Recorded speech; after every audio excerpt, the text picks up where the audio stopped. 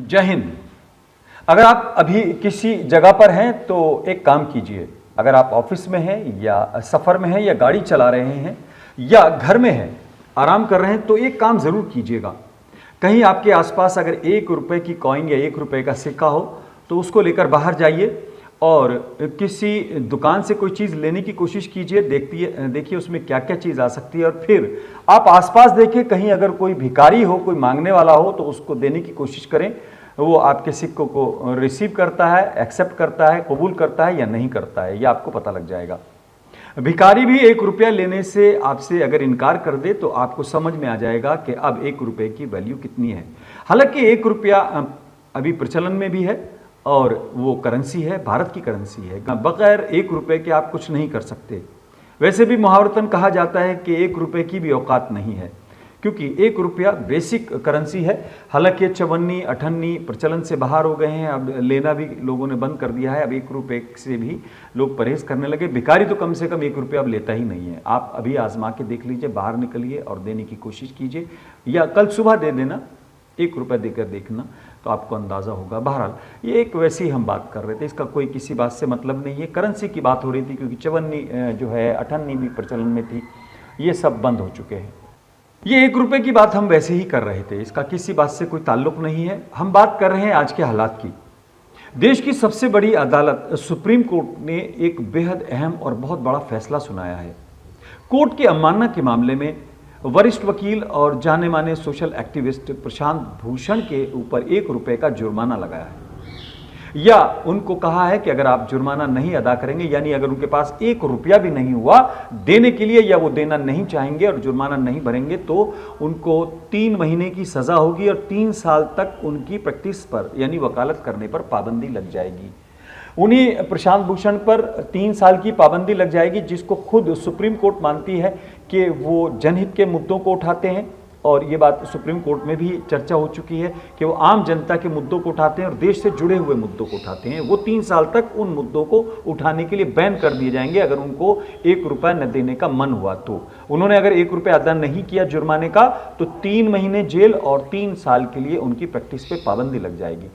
ये बेहद ऐतिहासिक फैसला है और इसको अगर कहा जाए, इसका स्वागत होना चाहिए और हम भी स्वागत करते हैं, क्योंकि प्रशांत भूषण ने प्रेस कॉन्फ्रेंस करके इस फैसले का स्वागत किया है। उन्होंने भी इसको सराहा है और कहा है कि ये मैं इसको खुशी खुशी स्वीकार करता हूं और 1 रुपये का जुर्माना मैं अदा करूंगा। हम इसलिए स्वागत करते हैं कि देश की सबसे बड़ी अदालत की जो अवमानना है, जो कंटेम्प्ट ऑफ कोर्ट है, उसकी जो गरिमा है वो बची रहे, बनी रहे, और हम इसका स्वागत करते हैं। और इसको कहते यही है कि 1 रुपया न देखें, बल्कि ये देखें, कोर्ट की मंशा देखें, क्योंकि कोर्ट ने ये साफ कर दिया है देशवासियों के लिए, हमारे लिए भी, कि कोर्ट को, जजेस को, खासतौर से सुप्रीम कोर्ट को हल्के में न लें। उसके लिए कोई भी जबान दराजी या कोई भी ऐसे बयान न दें जो कि अशोभनीय हो या उसकी गरिमा के खिलाफ हो। तो ये अपने आप में एक ऐतिहासिक फैसला है, बड़ा फैसला है। हालांकि उसमें कई और भी बातें हुई आज की बहस के दौरान, जो है राजीव धवन ने कई सवाल उठाए, कई बहस के तौर पर बात हुई। कोर्ट ने ये भी कहा कि प्रशांत भूषण ने जिस तरह से प्रेस में, मीडिया में बयान दिया है, तो कोर्ट जो है प्रेस के माहौल के हिसाब से या उसके हिसाब से नहीं चलती, बल्कि वो कानून के हिसाब से चलती है। जिस पर राजीव धवन ने कहा कि फिर तो जो 4 जजेस थे जिन्होंने प्रेस कॉन्फ्रेंस की, तो उसको भी क्या किया जाएगा। बहरहाल ये कोर्ट की प्रोसीडिंग है, इस पर हम ज़्यादा चर्चा नहीं करना चाहते। और ख़ासतौर से सुप्रीम कोर्ट का, जो देश की सबसे बड़ी अदालत का, बल्कि हर छोटी से छोटी अदालत का भी हमें सम्मान करना चाहिए और हमें इस तरह के बयानों से और उस पर कोई भी चर्चा या कोई भी टिप्पणी करने से परहेज़ करना चाहिए। बहरहाल ये एक बड़ा फैसला है।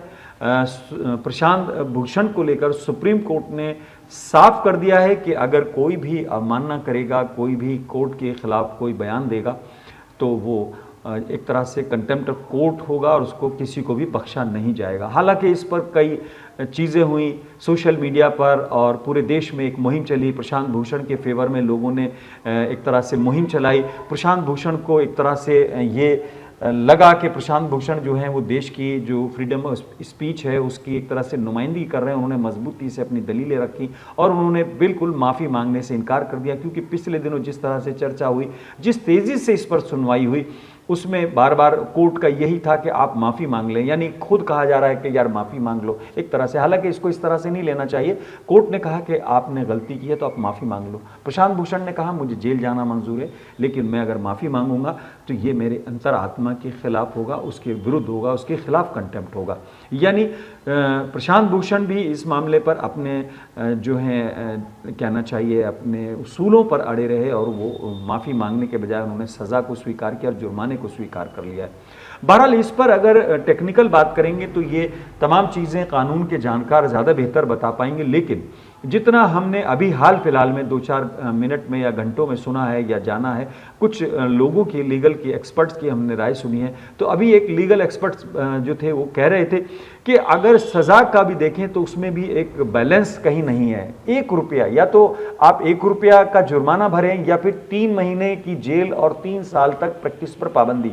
यानी कोर्ट ने एक तो सिंबॉलिक जुर्माना कर दिया है, जो सबसे छोटी करेंसी है अभी फिलहाल देश में प्रचलन में, या प्रचलन में भी बाहर हो गई है, वो जुर्माने के तौर पर लगाया, या फिर 3 महीने की जेल की सज़ा या 3 साल तक प्रैक्टिस पर पाबंदी। हालांकि प्रैक्टिस को लेकर भी लीगल एक्सपर्ट जो हैं वो अपनी अपनी राय रखते हैं कि कोर्ट को जो है किसी वकील की प्रैक्टिस को पाबंदी करने की शायद अधिकार हैं या नहीं है। ये भी एक बहस का मुद्दा है, क्योंकि लीगल जानकार जो हैं वो ये कह रहे हैं कि ये बार काउंसिल का या स्टेट बार काउंसिल का की पावर है और उसके जुरिडिक्शन में आती है। बहरहाल इसमें हम नहीं पढ़ना चाहते, लेकिन ये एक ऐसा मामला है जिसको लेकर देश में एक नज़ीर ख़ास तौर से बनी है, जिसे कहते हैं एक मिसाल बन गई है, और इसको मिसाल के तौर पर लेना चाहिए। क्योंकि अब आम जनता को इतनी तो उम्मीद हो गई होगी कि जो बड़े मामले कंटेम्प्ट ऑफ कोर्ट के फिलहाल लंबित है, चाहे वो बाबरी मस्जिद का मामला हो, 1992 में जिस तरह से कोर्ट के आदेशों की धज्जियाँ उड़ाते हुए